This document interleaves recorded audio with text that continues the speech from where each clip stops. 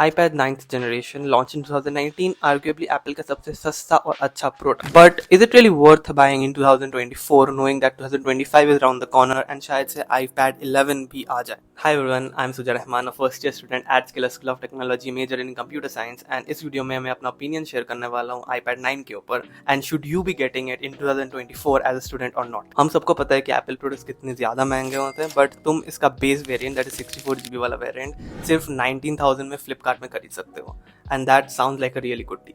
I mean obviously 19,000 सिर्फ नहीं होता, बट एप्पल के स्पेक्ट्रम में तो सस्ता ही है. मैंने ये 1 साल पहले खरीदा था जब मैं क्लास 12 में था, जेई प्रिपरेशन के समय.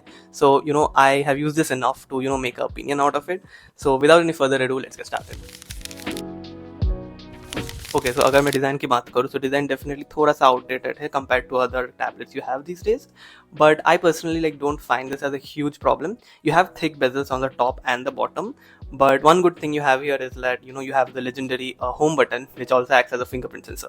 The iPad definitely feels very premium when you hold it क्योंकि aluminum body है. One bad thing about this is that you still have the lightning cable here, so तुम्हें हमेशा extra cable carry करना पड़ेगा. But सबसे important cheese, you still have the headphone jack. महंगे iPads में ये नहीं मिलता. I think iPad 9 is the last iPad जहाँ पे तुम्हें headphone jack मिल रहा है, so cherish it while you still can. Overall I'd say the design is a little outdated, but मुझे उतना personally affect नहीं होता. The display is fairly big, it's 10.2 inches, but तुम यहाँ पे जैसे देख सकते हो thick bezels है. Not to mention the display that you have, right? It's IPS panel, Apple इसे Retina display बोलता है. It's not as good as the AMOLED, but it's definitely not bad either. One thing to note is that iPad का display का refresh rate 60 Hz में ही है.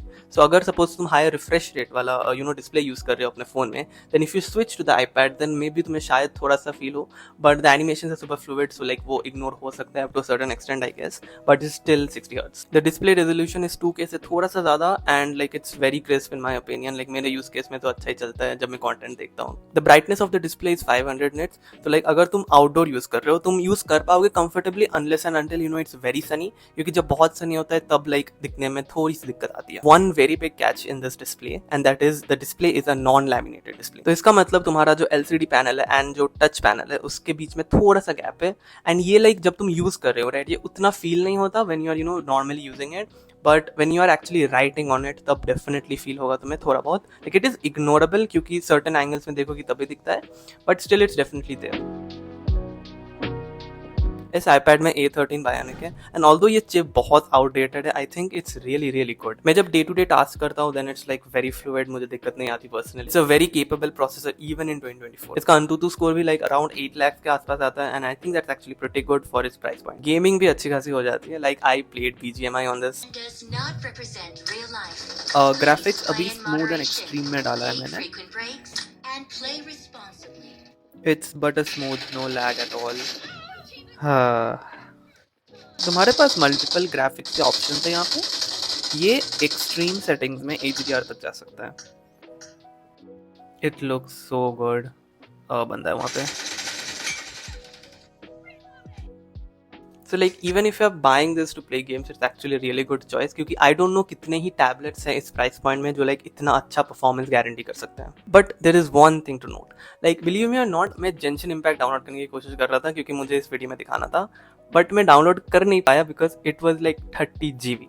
And the problem is that मुझे अपने half games उड़ाने पड़ते हैं क्योंकि मेरा बेस वेरिएंट है, like I said, and that is definitely something that you should be watching out for if you are going to download big games. मैं उतने गेम्स खेलता नहीं हूँ, लाइक PDFs एंड ये सभी स्टोर करता हूँ, सो लाइक मेरे लिए 64 GB ही इनफ है. बट अगर तुम बड़े बड़े गेम्स डाउनलोड करने वाले हो then I think 64 GB enough नहीं होने वाला. The camera on the iPad is actually fairly decent. Here are some sample photos.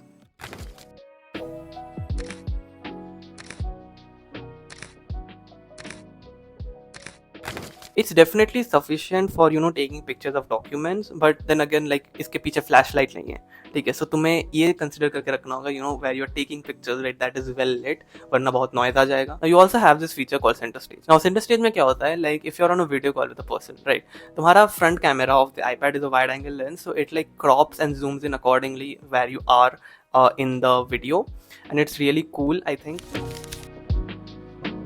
इस iPad में रिसेंटली iPad OS 18 का भी अपडेट आ गया है, so you get all the new features that iPad OS 18 has to offer on the iPad 9 as well. तुम अब अच्छे से कस्टमाइज कर पाओगे, क्योंकि पहले हम कस्टमाइज नहीं कर पाते, एंड बिलीव मी और not, you couldn't even move icons to wherever you want on the home page. Not to mention तुम्हारे पास कैलकुलेटर नहीं था, थैंकफुली कैलकुलेटर आ गया तुम्हारे पास. And as of now you get regular security patches and software updates, so it's up to date so far. ये सब तो ठीक है, but इसमें बुरा क्या है? You see, iPad OS, right, it's very restrictive to a certain extent as compared to other Android tablets you have. Like तुम third party apps install नहीं कर सकते ढंग से अपने iPad में. You can jailbreak it, but then again jailbreak करने से तुम्हारा although बहुत restrictions खुल जाते हैं, but you void your warranty, and that's not worth it in my opinion. Apple enforces this as a part of the security model to make sure that no unauthorized apps get installed on your iPad. And while it may be a good security feature, तुम जैसे Android में casually कोई भी APK install कर सकते हो, यहाँ पे तुम वो नहीं कर सकते. If you like tinkering with your device, तुम्हें शायद iPad 9 लेना ही नहीं चाहिए. And 9 क्यों, तुम्हें iPad in general नहीं लेना चाहिए, because you're better off using Android, क्योंकि तुम वहाँ पे custom OS भी इंस्टॉल कर सकते हो अपने मनपसंद. And I think that is definitely one of the downsides that iOS has. I think the battery life on the iPad is really good. मैं personally 2 दिन में शायद एक बार ही चार्ज करने देता हूँ, and that works sufficient. जब मैं गेम्स खेलता हूँ तब मुझे थोड़ा रेगुलरली चार्ज करना पड़ता है, I think at the end of the day or maybe half a day later. But it works fine in my opinion. Battery life has never been an issue with the iPad 9 at least. Note-taking experience on the iPad 9 is actually really good for its price point. But there are a few things that you need to keep in mind before you're buying this for note taking. मैंने Apple Pencil खरीदा ही नहीं. I went for a cheaper alternative. I think वो 1500 का पड़ा था. And the only difference you have to that of a normal Apple Pencil is that तुम्हें pressure sensitivity नहीं मिलता. But मेरे personal use case में pressure sensitivity उतना matter भी नहीं करता था. So मैंने वो alternative से ही काम चला लिया. And it works just fine. I personally use this free note taking app called Cola Notes because पैसे नहीं है. But you can also go for paid alternatives. वो अच्छे होते हैं थोड़े से, क्योंकि उनका user एक्सपीरियंस थोड़ा सा बेटर होता है. मुझे पर्सनली इतनी दिक्कत नहीं हुआ, क्योंकि you get most features of the paid apps in Cola Notes as well. It's just that user experience थोड़ा सा खराब है. That's it. The writing experience on this is actually really good. It's very smooth. I know some people might like it and some people might not like it. Samsung के S Pen में तुम्हें rubber tip मिलता है, right? यहाँ पे कोई rubber tip नहीं है. You can buy a matte screen protector if you feel you want a more paper-like experience. मैं personally normally protector use करता हूँ, क्योंकि मुझे लगता है कि matte protector से display की quality थोड़ी सी कम हो जाती है, and मुझे वो पसंद नहीं. There is a little problem with writing on the iPad. Remember मैंने बोला था कि iPad का display non-laminated है. When you're writing and if you don't look at certain angles, it's actually ignorable. उतना भी feel नहीं होता. But अगर तुम artist हो and artwork के लिए खरीद रहे हो, then definitely तुम्हें थोड़ा बहुत feel होगा. If you ever used a laminated display before, you would know why it is so much better. So if you are an artist, I would recommend you shouldn't actually go for this iPad 9, क्योंकि तुम्हें शायद से Samsung के S series के tablet मिल जाएंगे, वहाँ पे तुम्हारा ड्राइंग एक्सपीरियंस थोड़ा सा बेटर रहेगा. But if you want an Apple device only, तुम्हें अगर Procreate चाहिए and ये सब करना है, तो you can definitely go for this. मैं personally I'm not much of an artist myself, but I do feel कि वो थोड़ा बहुत feel होता है. Like I said, you have the calculator app finally, and the calculator app is actually so good. You have the normal calculator, scientific calculator, but तुम्हें actually एक canvas भी मिलता है जहाँ पे तुम इक्वेशंस लिख सकते हो एंड रियल टाइम में उसके सोल्यूशंस आने वाले हैं, and that is so cool. I remember back during my JEE prep, it would have been so useful. I mean ideally ऐसा करना तो नहीं चाहिए, बट छोटे मोटे सोल्यूशंस निकालने के लिए एक्चुअली बहुत हेल्पफुल होता. So if you're a student and you're looking forward to it, it'll definitely help you out. तुम यहाँ पे ग्राफ्स भी ऐड कर सकते हो. I do feel थोड़ा सा अगर कॉम्प्लिकेटेड चीज़ें तुम कर रहे हो देन शायद से ये समझ नहीं पाता ढंग से, एंड कभी कभी हैंड राइटिंग पकड़ नहीं पाता.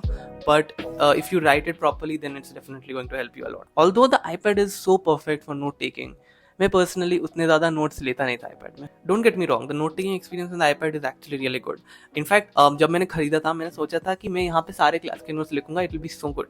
But after using it I eventually realise that iPad में notes, although it's fun to do it, but there is just nothing the feeling of pen and paper can beat. I guess एक satisfaction है जो pen and paper में लिख के आती है. Even now as a computer science student, मैं उतने भी नोट्स नहीं लेता हूँ अपने iPad में. I prefer writing my notes on pen and paper, but I do use the iPad for calculations हो गया, rough work हो गया, फिर programs को dry run करने के लिए, फिर algorithm समझने के लिए, क्योंकि इतने बड़े canvas में थोड़ा सा easier हो जाता है वो सब करना. Although I don't prefer reading off of the iPad, once in a while अगर मुझे पढ़ना हुआ तो मैं definitely यूज़ करता हूँ iPad को. It comes really handy, especially जब महंगे बुक्स यूज़ करने होते हैं, क्योंकि खरीदने में तो बहुत खर्चा होने वाला है, and sometimes you can just download them for free. Obviously different तरीकों से. but you can save a lot of money in the process. I can see why medical students generally iPad prefer करते हैं, क्योंकि उनके obviously बहुत मोटे मोटे books होते हैं. एक बहुत underrated productivity hack मेरे मुताबिक है using the iPad 9 as a secondary display for your laptop or a computer. I personally use this app called Space Disk. मेरे एक दोस्त ने मुझे recommend किया था. It is especially useful when I'm editing or when I'm coding, या फिर अगर कोई resource material मुझे YouTube से follow करना हो रहा है. I think that's very helpful in these scenarios. One downside to this is जब तुम iPad को as a secondary display connect करते हो, तुम्हारा iPad का डिस्प्ले 60 हर्ट्ज में नहीं रहता, वो लाइक 30 हर्ट्ज में लॉक हो जाता है. And when you are switching between the two displays then definitely थोड़ा बहुत फील होता है. If you are doing light weight task then तो इट्स फाइन कंप्लीटली, तुम्हें ज़्यादा फील नहीं होगा. बट तुम ऑब्वियसली गेम खेलना तो एक्सपेक्ट नहीं कर सकते iPad के डिस्प्ले के ऊपर.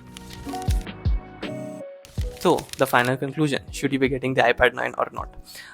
अगर तुम एक स्टूडेंट हो and if you're looking to buy an iPad or a tablet under budget, then I think iPad 9 is probably the best choice. तुम्हें इससे ज़्यादा better value for money नहीं मिलने वाला. But अगर तुम एक स्टूडेंट हो जो iPad नहीं खरीदना चाहता या फिर नहीं खरीद सकते for whatever reason, I just want to say it's totally fine. I mean sure, productivity थोड़ी बहुत बढ़ जाती है, but there is nothing I do on my iPad which I can't already do on my laptop or my smartphone apart from writing obviously. I know that जब हम लोगों को iPad या टैबलेट यूज़ करते हुए देखते हैं, हमें भी दिल करता होगा कि काश हमारे पास होता, प्रोडक्टिविटी शायद आसमान छू जाती. It's perfectly understandable to feel this way, but here's the thing, although iPad use करने से प्रोडक्टिविटी थोड़ी बहुत इंक्रीज हो जाती है up to certain extent, it's more of a luxury than a necessity.